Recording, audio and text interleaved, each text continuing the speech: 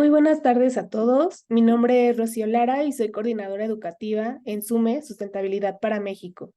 SUME es una asociación sin fines de lucro y además de ser el Green Building Council de México, es un espacio plural que congrega a todos los sectores de la sociedad interesados y comprometidos con el futuro sustentable de nuestro país, llevando a cabo webinars, cursos, talleres y foros, entre otras actividades durante todo el año.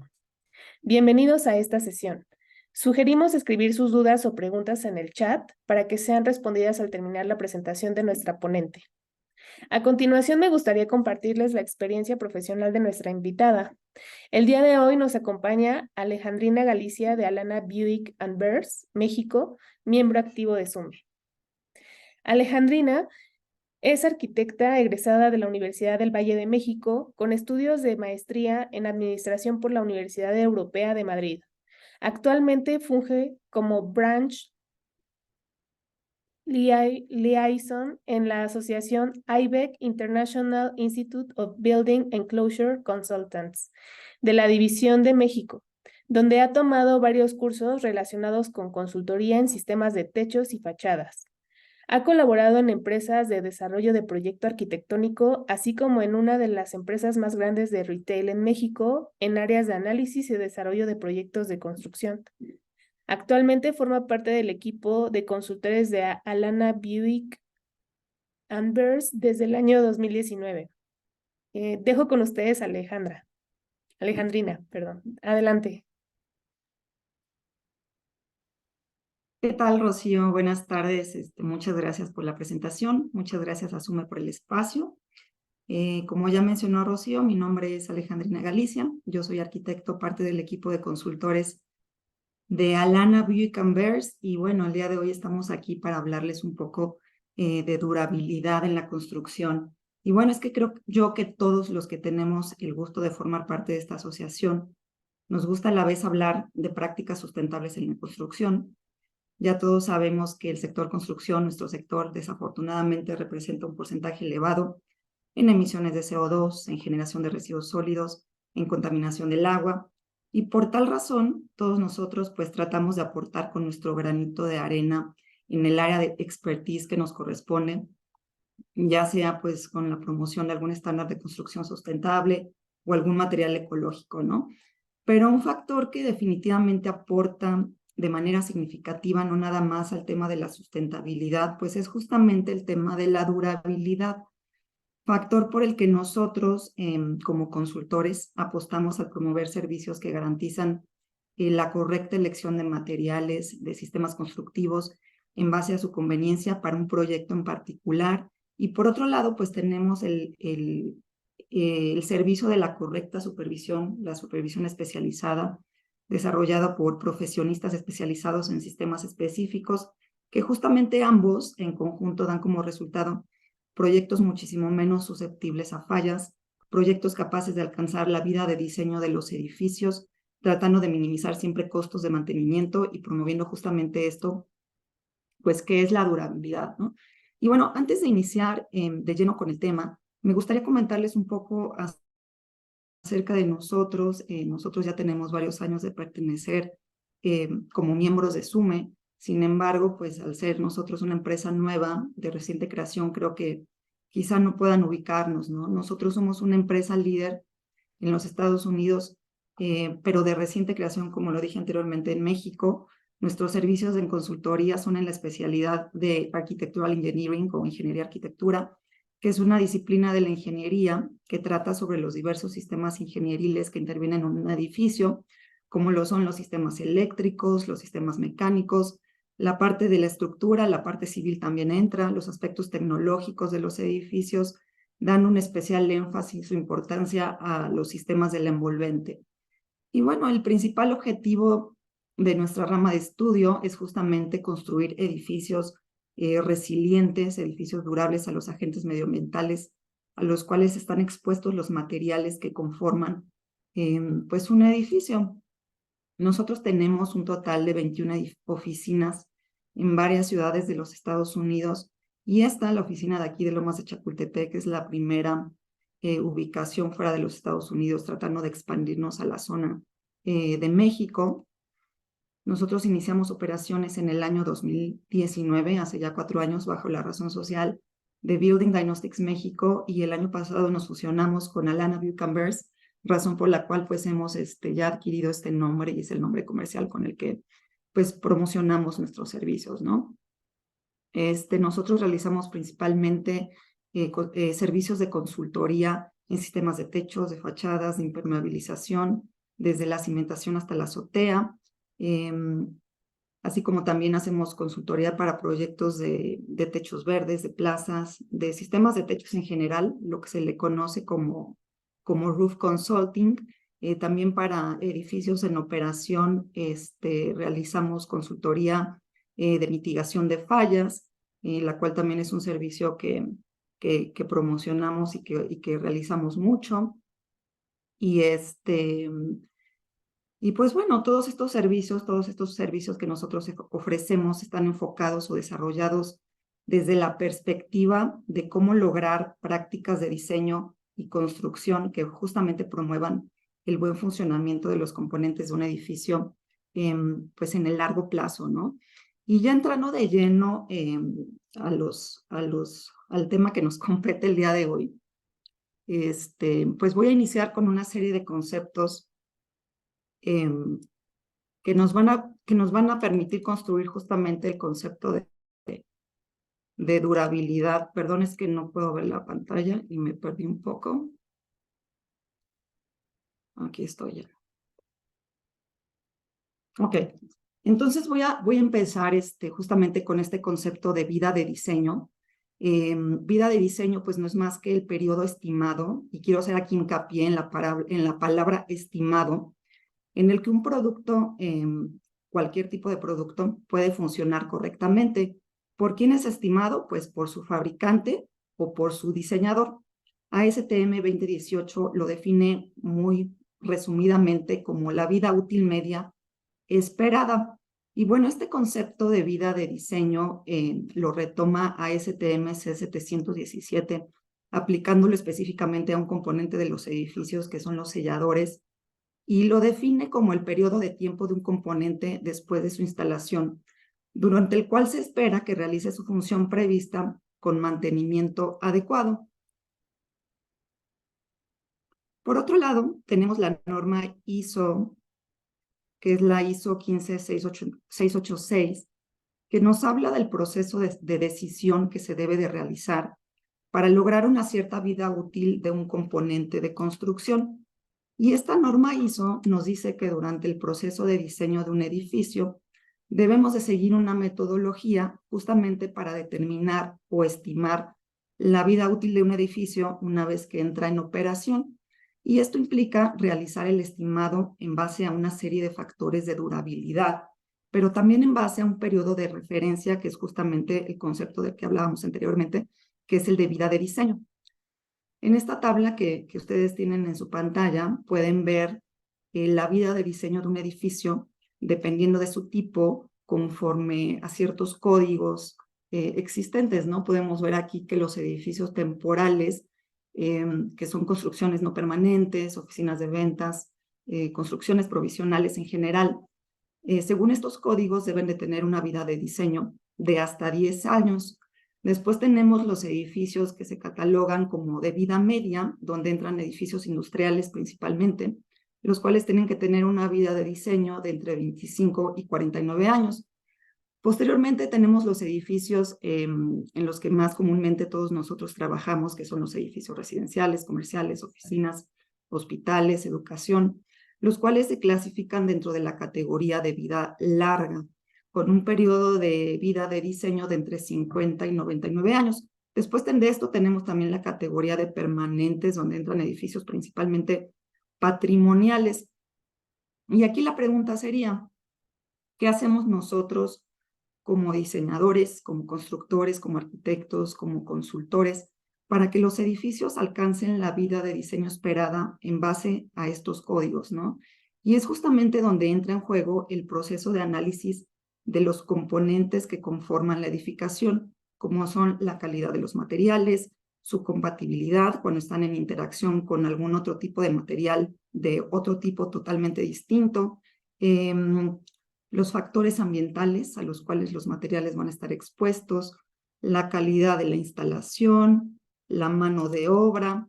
Otro factor importante también es el proceso de pruebas, la determinación del proceso de pruebas de los materiales y de los sistemas una vez que están instalados, con la finalidad de determinar si pasan ciertos estándares, ¿no?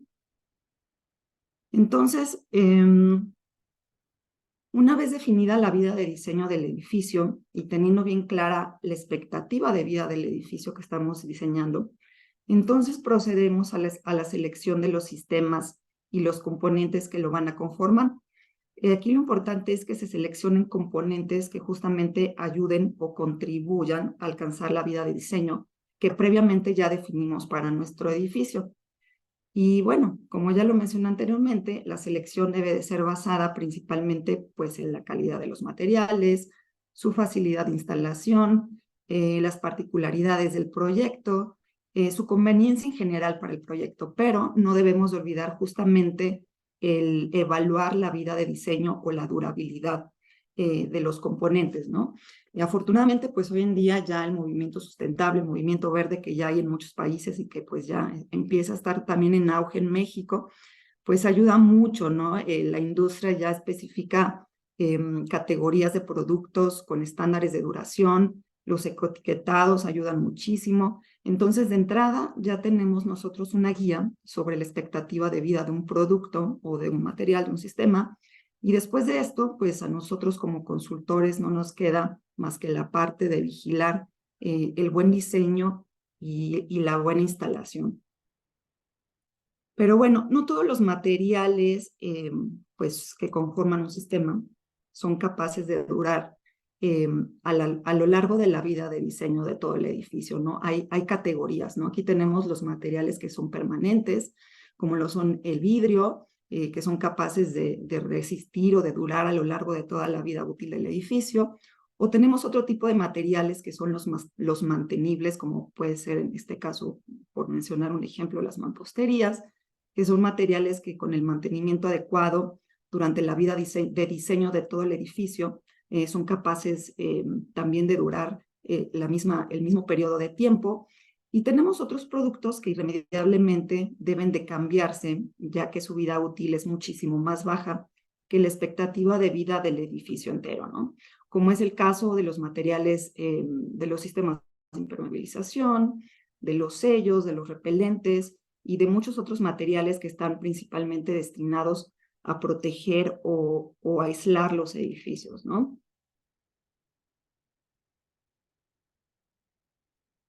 El segundo concepto, más bien el tercer concepto que tenemos aquí es el de vida de servicio.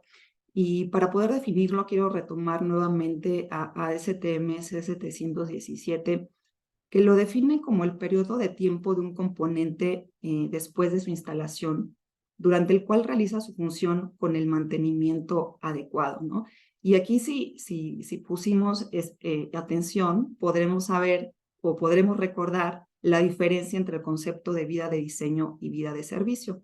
Vida de diseño no es más que el tiempo en el que se espera que un componente realiza su función, o sea, es una expectativa.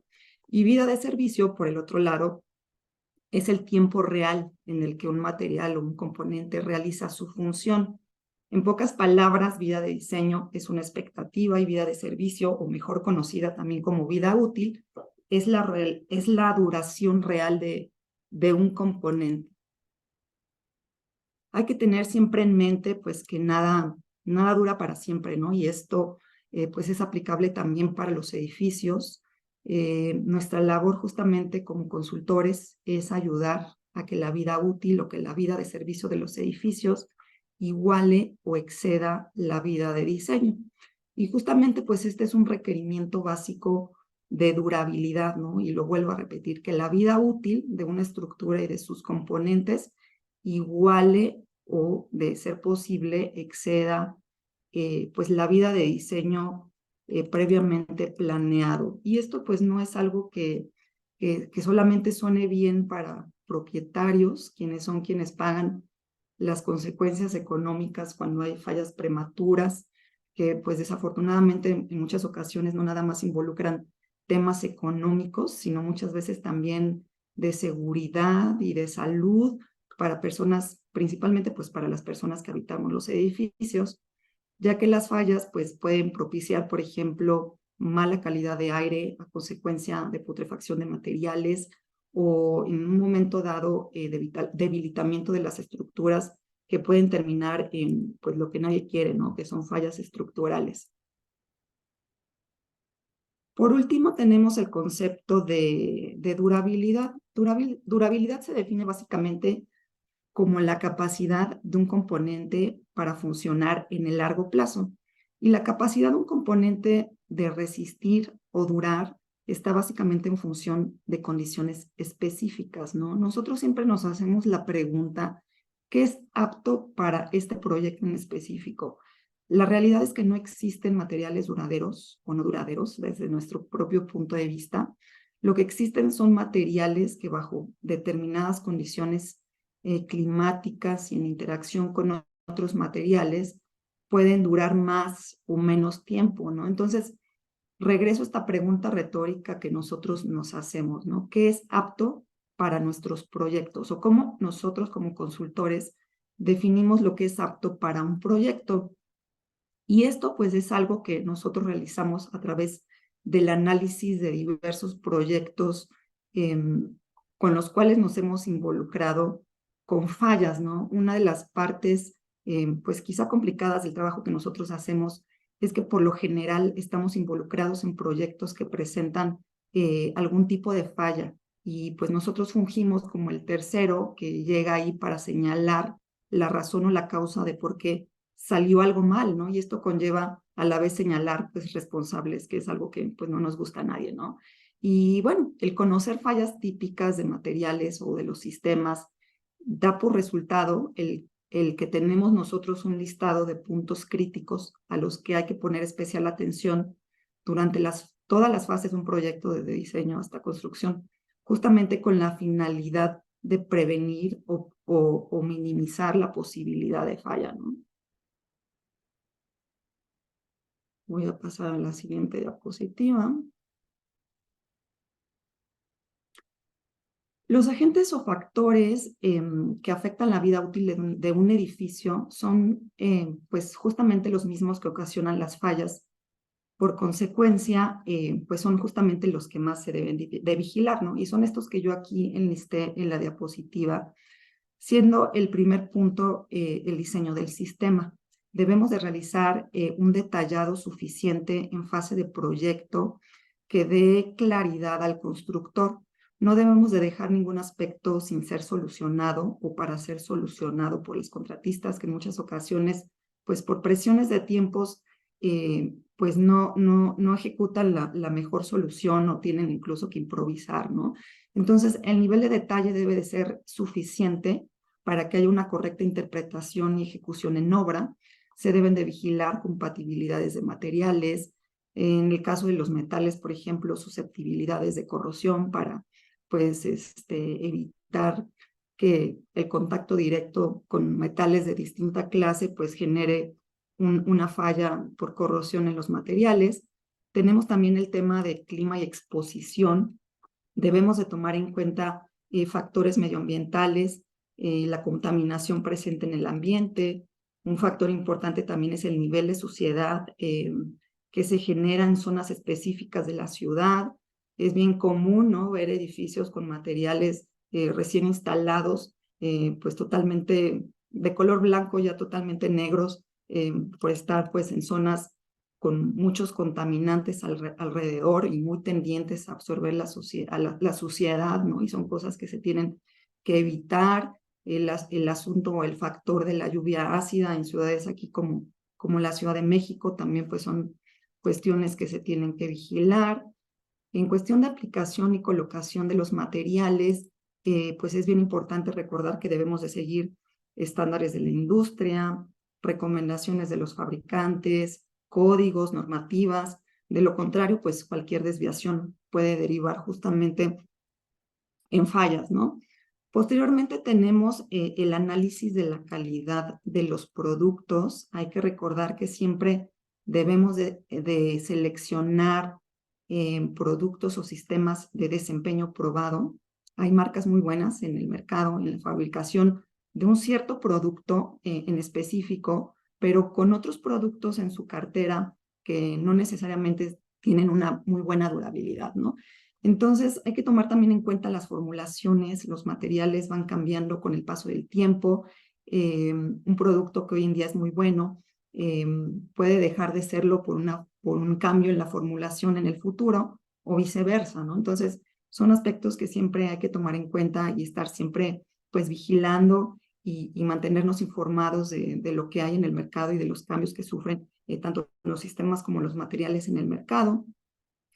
El tema del mantenimiento, pues aquí el consultor también debe de tener una participación al involucrarse de manera periódica para realizar inspecciones y conservar principalmente garantías, ¿no? Desafortunadamente, mantenimientos incorrectos, inadecuados, postergados, es lo que hacen que se pierdan pues las garantías y que en un momento dado pues también fallen los sistemas. Nuestro director, el ingeniero David Nicastro, que es el fundador de nuestra empresa Building Diagnostics, ahora ya fusionada con Alana Buchanverse, realizó la edición de este libro, en el cual pueden ustedes encontrar pues en internet, en caso de que quieran pues leerlo y darle ahí una ojeadita. Pues aquí en este libro encontramos una explicación clara de por qué fallan los edificios. Él ha combinado su experiencia investigando diversas causas de numerosas fallas y justamente en esta publicación presenta una descripción clara de las causas y las características de una amplia lista de mecanismos de falla. Los mecanismos de falla pues es básicamente el fenómeno causante o que origina una falla, ¿no?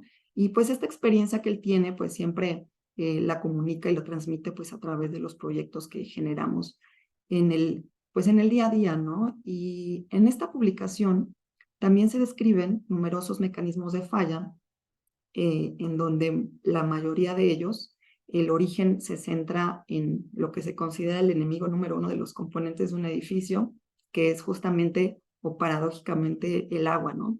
El agua es la preocupación mayor en temas de durabilidad, no solo para materiales de mayor uso como lo son el concreto o el acero, sino también para una infinidad de materiales y sistemas que forman parte de los componentes pues de una edificación.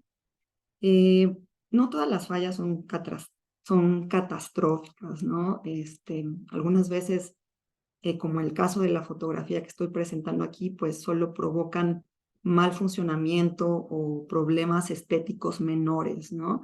En este caso, pues es un problema que se conoce como scaling o descamación del concreto, de la capa superficial del concreto. Desafortunadamente, lo que quiero hacer ver con esta diapositiva es que el costo de las fallas, aunque en muchas ocasiones parezcan fallas menores, pueden representar o verse excesivas en términos de tiempos de reparación y de dinero, sobre todo en países como como el que vivimos, que muchas veces los costos de reparación menores son difícilmente pagados, ¿no? A consecuencia de esto, pues, en muchas ocasiones, pues, podemos observar en nuestro entorno urbano, pues, edificios deteriorados, edificios, pues, nuevos o con pocos años de uso, que ya lucen bastante deteriorados. También es bien común ver fallas pues como esta, que son desprendimiento de partes de concreto a consecuencia de ingreso de humedad y agua. Esto lo que provoca pues es que el acero que está al interior del elemento se corroa, se expanda y con el paso del tiempo genere agrietamiento del concreto que lo recubre y con el paso del tiempo pues también puede provocar que se desprendan partes pequeñas o grandes del concreto que lo recubre, ¿no? Y pues esto es algo que se puede pues fácilmente prevenir. Aquí tenemos un ejemplo de una falla en un sistema. Este es uno de los ejemplos que David, nuestro director, pone en su publicación y está titulado Un dren que no drena, ¿no? Y pues la realidad es que esta es una solución típica que hemos encontrado en varios proyectos. Aquí tenemos una membrana single ply, una membrana impermeable colocada directamente sobre la losa estructural. que es la línea color azul. Posteriormente tenemos la capa de relleno para dar pendiente, que pues en este caso es un mortero que está utilizándose a la vez para adherir el material transitable. Y por último tenemos pues algún material, ya sea una baldosa, un adoquín, que se utiliza justamente pues para caminar sobre de ella. Y bueno, el razonamiento de esta solución es que el agua pues va a correr por la superficie transitable, que en este caso pues es la baldosa, ¿no? Y se va a dirigir hacia el dren y por ahí se va a desalojar el agua. Y en un porcentaje minoritario, el agua pues será absorbida por la pieza y será retenida por la membrana impermeable, ¿no? Al final de cuentas, para eso está ahí la membrana también tiene salida hacia el dren, la solución plantea una doble salida del agua, y pues por consecuencia no va a haber problemas, ¿no? Eso es el planteamiento inicial. Desafortunadamente, pues aquí el error principal es que la membrana no presenta, el nivel de la membrana, que es el de la losa estructural, no presenta ninguna pendiente, ¿no? Nosotros como consultores no conocemos al día de hoy ningún material impermeable que soporte encharcamientos de agua o que tenga la capacidad de no deteriorarse bajo contacto continuo con el agua. Entonces, pues aquí en esta solución el agua se queda atrapada, ¿no? La única posibilidad que tuviera de poder escapar es a través de la evaporación, pero en este caso, pues el pavimento que se colocó en la parte superior, pues tampoco permitiría una correcta evaporación del agua atrapada. Por consecuencia, pues esta agua, además de ser absorbida por la membrana impermeable, también será absorbida por el mortero.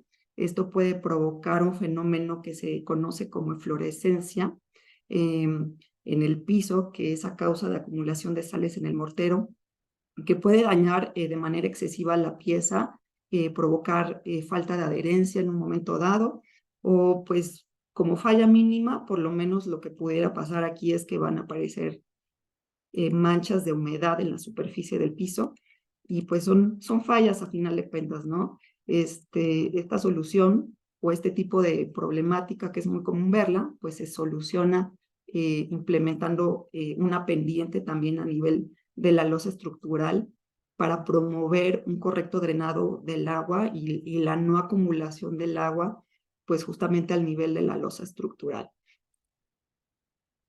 Aquí tenemos otra falla en un componente reemplazable, que son los selladores. Aquí vemos un ejemplo de falla adhesiva y de falla cohesiva en un sellador. En el caso específico de este ejemplo, la vida de diseño del sellador era de 15 años. Esto quiere decir 4 veces requería reemplazo en un ciclo de 60 años, que es la vida de diseño calculada para el edificio. Sin embargo, la duración fue de 5 años. Ustedes pueden ver aquí en la fotografía pues que el estrato en el que se aplicó es un estrato sumamente poroso, por consecuencia un material en el que difícilmente puede haber una buena adherencia del sellador. Aquí vemos otra foto de ejemplo de un sellador aplicado sobre superficie con agregado sumamente grande, en donde pues es imposible lograr el buen diseño de un cordón de sellador y la buena adherencia. Aquí la pregunta pues sería, ¿cuánto tiempo ustedes creen que un sellador debe de durar, ¿no? ¿Cuál es el estándar? Algunos productos pues señalan su durabilidad en sus empaques. La realidad es que pues no está tanto la durabilidad del producto, no está tanto en función de lo que especifique el diseñador, sino más bien del lado de la correcta aplicación, ¿no? La principal falla de los selladores, pues nosotros hemos visto que es en juntas entre revestimientos con componentes de ventana o de muro cortina, son lugares bastante comunes de encontrar fallas en selladores. Aquí tenemos una fotografía que muestra la cara exterior y la cara interior, en donde vemos pues una separación bastante grande, una holgura bastante grande entre ambos sistemas. Aquí un punto clave a mencionar, pues es que hay que vigilar que los sistemas por sí solos sean capaces de proporcionar hermeticidad a los edificios, ¿no? Los selladores deben de ser un componente que forme redundancia o que sea redundante en la protección y en el querer lograr hermeticidad en las edificaciones, pero los componentes del edificio ya en su diseño inicial deben de ser herméticos por sí mismos. Todos los que trabajamos en la industria de la construcción estamos de acuerdo en que esta es una junta tipo o prototipo para la colocación de un sellador, ¿no? Tenemos un sellador con cierta proporción largo-ancho, con una forma cóncava o de reloj de arena, con la colocación de un respaldo por la parte de abajo que está justamente promoviendo el no adherirse en el lado inferior. Esto hace pues que el sellador trabaje correctamente a compresión y que realice el movimiento adecuado. Entonces, si todos sabemos que esta es la forma correcta de diseñar un sellador, ¿por qué al revisar los edificios encontramos cosas como estas o cosas como estas? O un ejemplo más, en donde vemos también selladores aplicados no de manera correcta. Los selladores principalmente fallan por adherencia. Las causas número 1 justamente pues de los selladores son las fallas adhesivas y se dan principalmente por sellar sobre superficies sucias o sobre superficies mojadas, por realizar un dimensionamiento incorrecto de la junta, por colocar los materiales sobre superficies que no son compatibles, o en un momento dado también por la falta de primer, ¿no? En muchas ocasiones los selladores, ya por recomendación de los fabricantes, pues son colocados sin primer. Obviamente esto pues reduce costos y facilidad de construcción, pero hay casos críticos en los cuales, como mencioné anteriormente, es importante ser redundantes y la aplicación del primer es una forma de serlo justamente para promover la adherencia de los materiales, ¿no?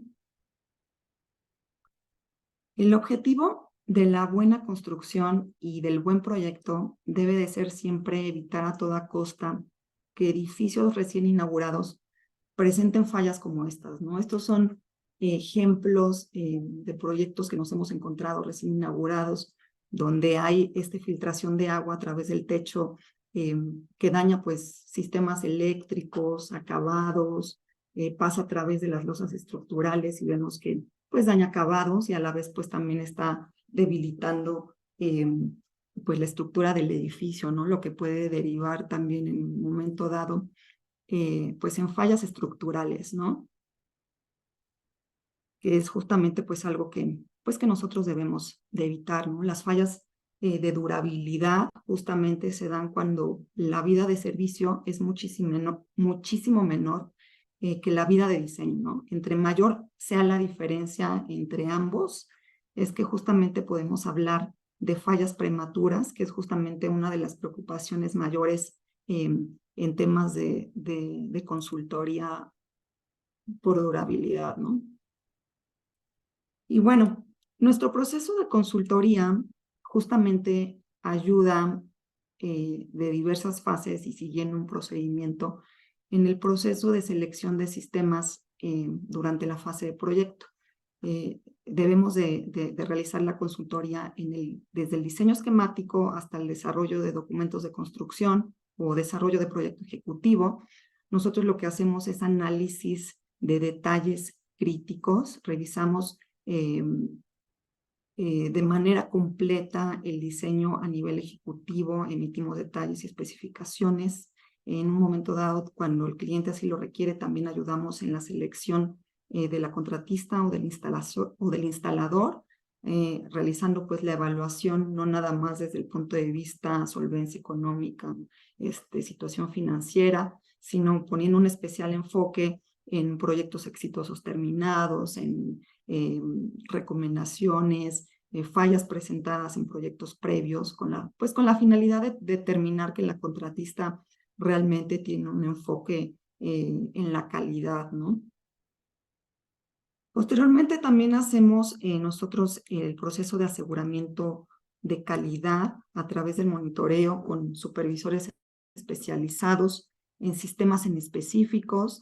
El punto relevante aquí es que pues nosotros fungimos como un tercero imparcial, somos personal experto totalmente ajeno pues a la contratista general que está ahí en obra y en sitio para evaluar calidad, detectar de manera temprana pues cualquier tipo de problemática y poder presentar posibles soluciones o alternativas de solución. En algunos proyectos de consultoría en los que hemos encontrado fallas, justamente una de las fallas es el tema de instalación de materiales en malas condiciones. Es pues un poco curioso el hecho de que algo tan simple de supervisar como que los materiales estén en buen estado antes de ser colocados, en muchas ocasiones no sucede, ¿no? En sistemas como los sistemas de techos, donde es crítico que los materiales estén totalmente secos, hemos encontrado que el origen de fallas es justamente encontrar materiales nuevos, totalmente húmedos o incluso mojados, ¿no? Que pues derivan en problemáticas y fallas prematuras. Posteriormente realizamos pruebas de desempeño, pruebas de rendimiento, a través de las cuales podemos verificar el correcto funcionamiento en sistema. Tenemos varios tipos de pruebas, tanto para fachadas como para techos, sistemas de impermeabilización. Hacemos también revisión de mock-ups y ayudamos en el cierre del proyecto. Y bueno, como último punto, me gustaría hablar de uno de nuestros servicios principales que tiene por objetivo justamente promover la durabilidad de uno de los sistemas de los edificios que más falla de manera recurrente en el corto plazo, que son los sistemas de techos. La consultoría en sistemas de techos o la evaluación de estado actual de los sistemas de techos se hace pues con varias finalidades, ¿no? Pero bueno, la importancia de este sistema, aquí primero me gustaría mencionar, la importancia de este servicio está como punto número 1 en evitar fallas prematuras o reemplazos innecesarios. Cuando ya hay fallas, por ejemplo, nosotros podemos determinar o proporcionar opciones o niveles de reparación que justamente brinden opciones de alargamiento de la vida útil de los sistemas sin necesidad de reemplazo. No es bien válido que cuando vayas a un edificio con falla, pues el propietario te diga que no tiene en ese momento pues el dinero o el presupuesto para poder realizar la solución más adecuada, ¿no? Entonces nosotros como consultores tenemos la obligación de poder presentar diversas opciones que no nada más son variables en precio, sino en durabilidad, en tiempo de vida, que pueden alargar la vida útil del sistema existente con una reparación más simple, 2 años, 3 años, 5 años, y esto le permite al propietario pues tener un tiempo pues para poder juntar el presupuesto y ya realizar el tipo de reparación que es más recomendable, ¿no? Otro punto importante de la asesoría o la consultoría en sistemas de techos es la cuestión de los materiales aislantes. Hoy en día, pues los sistemas de techos, también los de las fachadas, incorporan materiales aislantes en sus componentes, que son justamente uno de los materiales más caros de los sistemas. Y bueno, como ustedes saben, pues estos materiales se utilizan para reducir ganancia térmica, lograr el cumplimiento con algún código, lograr pues más confort al interior de las edificaciones. Y estos materiales, cuando están húmedos o cuando entran en contacto con el agua, ven reducido su capacidad o su desempeño, ¿no? De aislar justamente, razón por la cual pues hay que vigilarlos, hay que monitorearlos, hay que hacer pruebas de contenido de humedad para justamente evaluar si siguen teniendo el mismo desempeño que cuando nuevos, ¿no?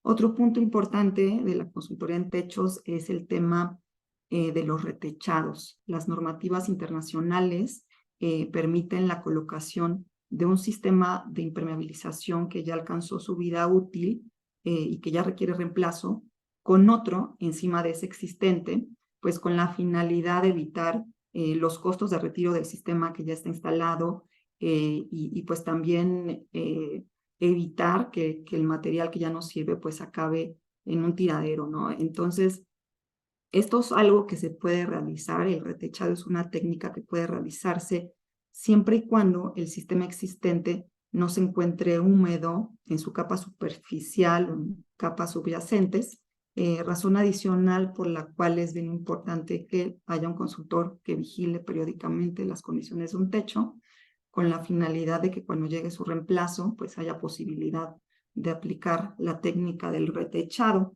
Otro factor de importancia en el tema de consultoría de sistema de techos es el tema de las garantías, ¿no? Hoy en día existen fabricantes que ofrecen garantías muy robustas en sistemas de impermeabilización que incluyen tanto la mano de obra como los materiales, pero pues obviamente hay cláusulas, ¿no? Para poder conservar las garantías. Y dentro de esas cláusulas, pues indica que se deben de realizar inspecciones periódicas, mantenimientos, inspecciones por lo menos 2 veces al año, en ciertas ocasiones incluso realizar pruebas no destructivas, y pues a manera de conservar estas garantías que tienen pues costos elevados, es importante tener siempre de la mano pues un consultor que sea capaz de justamente hacerte toda la administración de las cláusulas de tu garantía y que pues se asegure que no la pierdas, ¿no? Y que en el momento dado de que hubiera alguna falla, pues es posible reclamarlo, ¿no?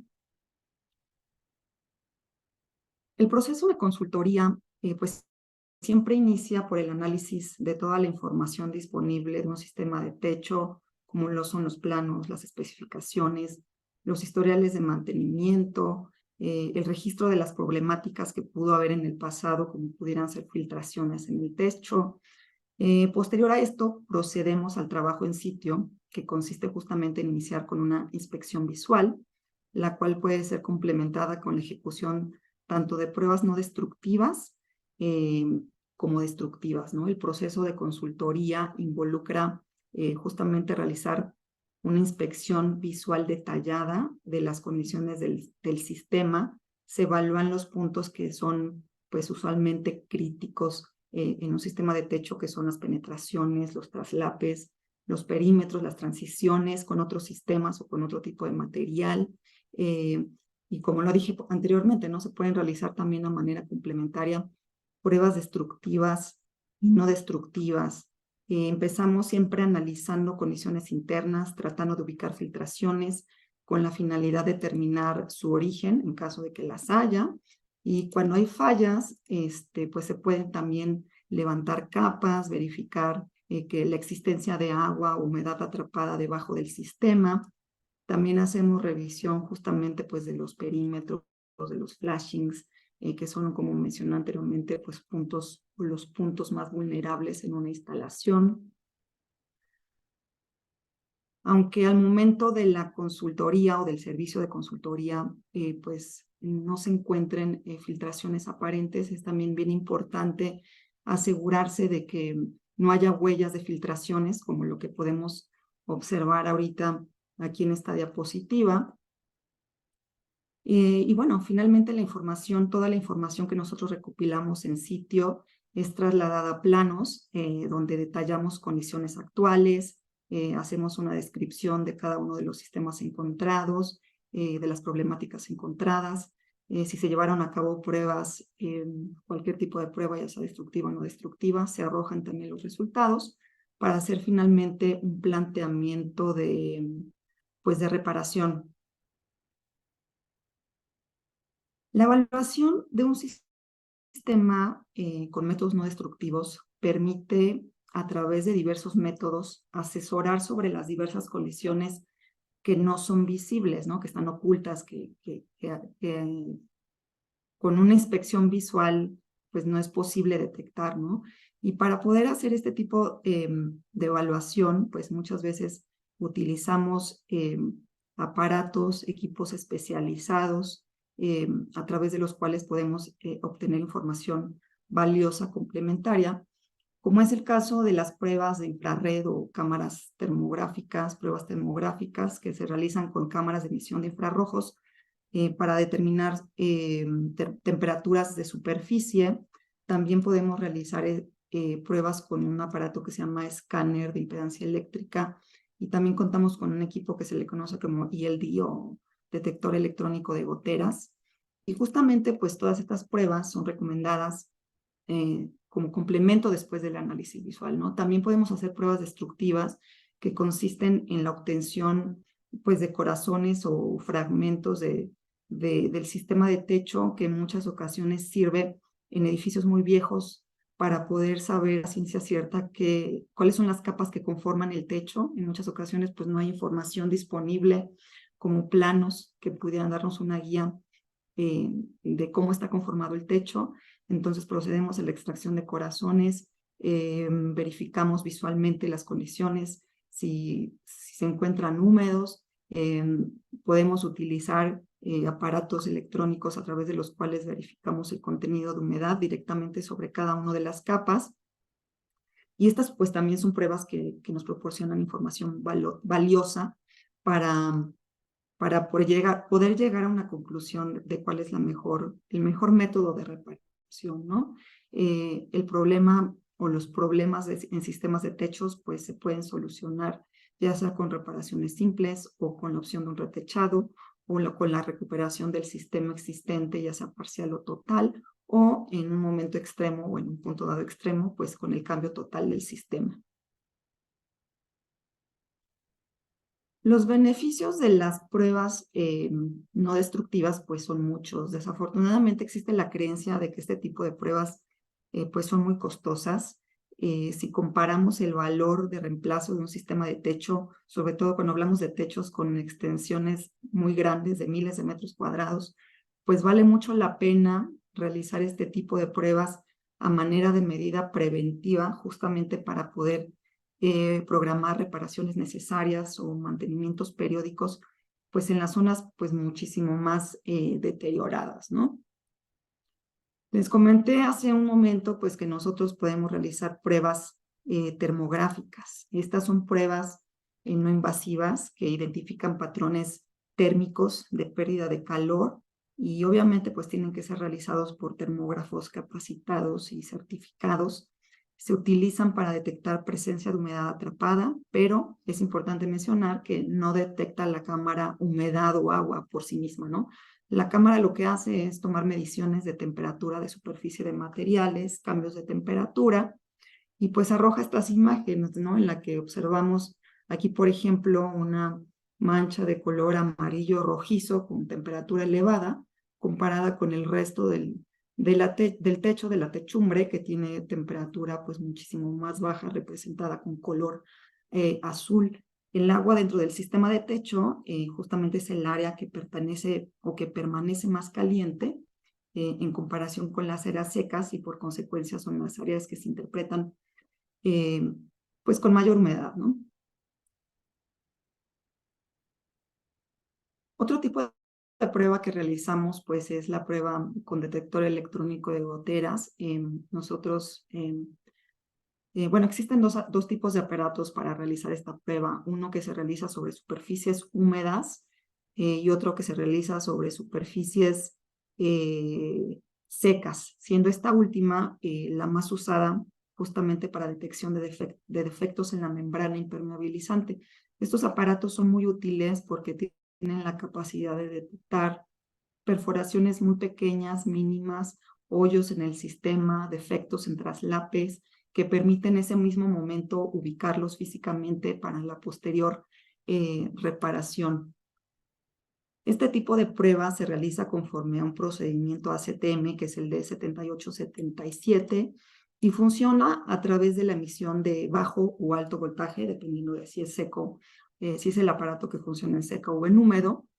El voltaje se emite a través de un electrodo en forma de cepillo con cerdas de bronce que justamente se ve aquí pues en la presentación.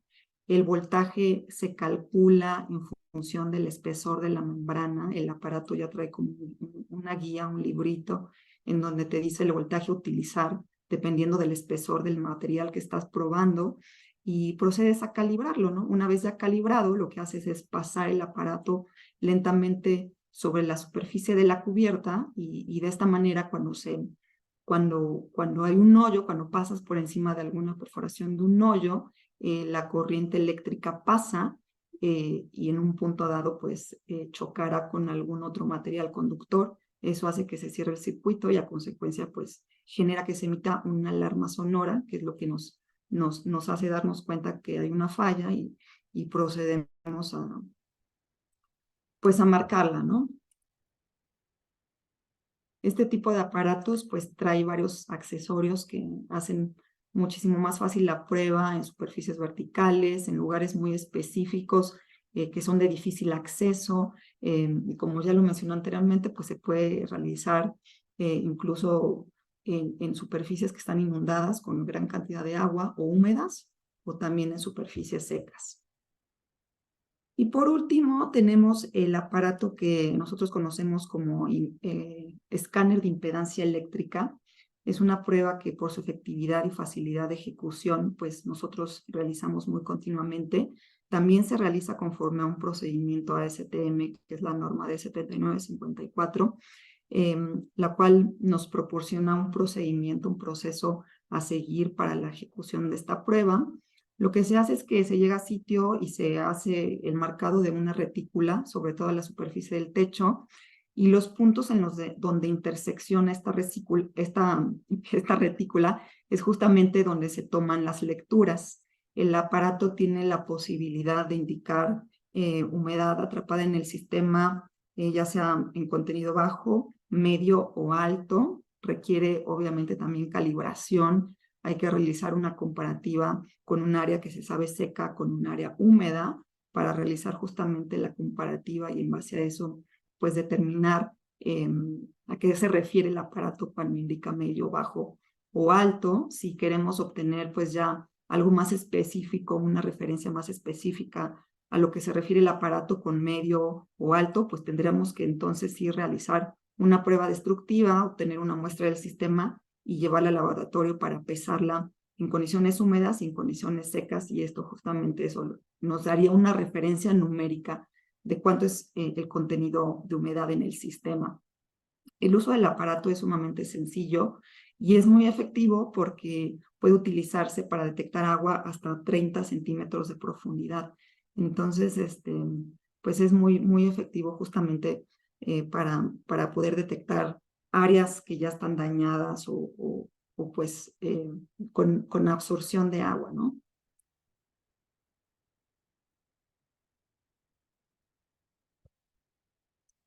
Y este es un ejemplo justamente de reporte de ejecución de este tipo de prueba.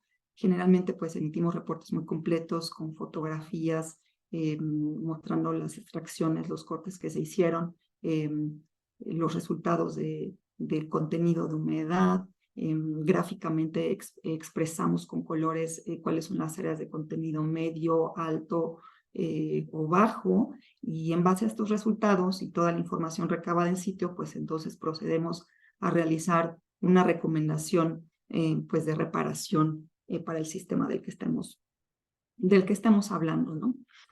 Y como conclusiones aquí, pues de toda la presentación en general, les puedo decir que durabilidad en la construcción pues es responsabilidad de todos, ¿no? Muchas veces creemos que con seleccionar productos probados o productos pues ya con una vida de diseño larga, pues ya es suficiente. La realidad es que es una responsabilidad de todos los participantes y debemos justamente asegurarnos de que haya buen diseño, buena construcción, buena supervisión para realmente lograr la vida útil esperada del edificio, ¿no? Entre más tiempo un producto y un sistema funcione correctamente, menos recursos se necesitarán para su mantenimiento y eventual desecho, ¿no? Y es parte de lo que se tocó pues durante la presentación. Los beneficios derivados de la durabilidad en la construcción, pues no nada más son cuestiones o factores económicos, ¿no? No nada más es una cuestión de dinero, sino también pues todo lo social que implica con el tema pues de la responsabilidad social, temas sustentables. Hay que evitar pues el aumentar el porcentaje de desechos sólidos derivados de la industria de la construcción.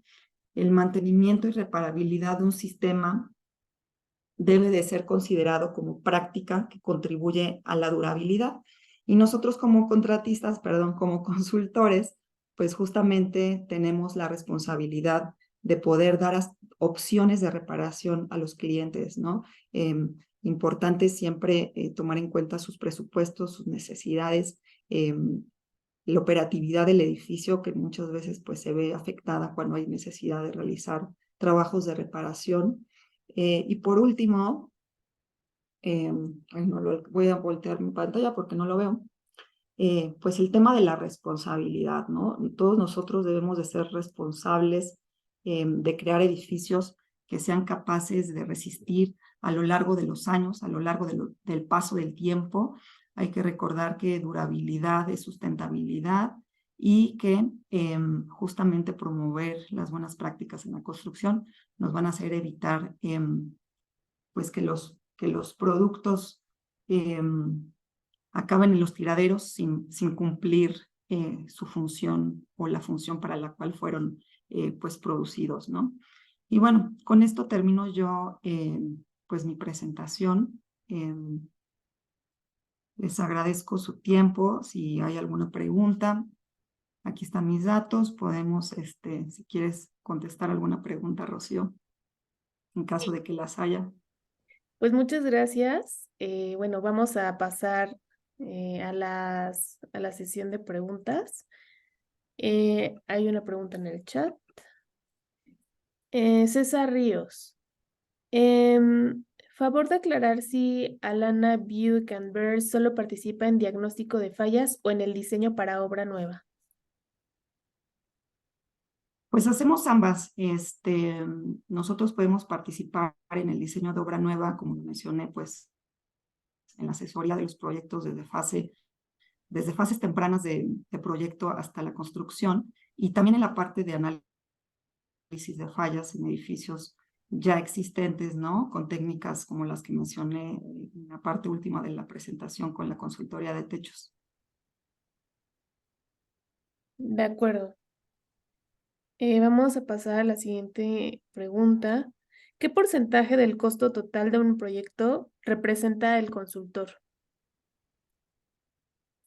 Pues mira, la realidad es que no es un porcentaje. En proyectos que son muy grandes, el costo de nuestros servicios se ve muy diluido y puede representar pues menos del 5%. Y en proyectos pequeños, pues ya puede entonces ya el porcentaje pues ser más representativo, ¿no? No es en función del tamaño del proyecto, sino de los alcances, de los sistemas que se vean involucrados en nuestra asesoría, básicamente, ¿no? No es un porcentaje. No.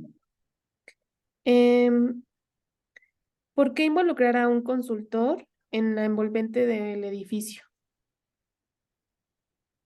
Pues mira, por muchas razones, ¿no? Te podría decir que para evitar órdenes de cambio por costo y tiempo, principalmente para asegurar que los proyectos cumplan con estándares de la industria, con códigos, con reglamentos vigentes, también como apoyo al arquitecto, al diseñador en temas técnicos, en sistemas especializados. La realidad es que estamos pues bien acostumbrados a que muchas de las especificaciones son regaladas o incluidas como parte del servicio de venta de fabricantes, y pues en ese proceso justamente se pierde la parte de realizar diseños completos de proyecto, realizar una especificación genérica que justamente dé pie a un proceso de licitación que sea muchísimo más justo, que obligue a los participantes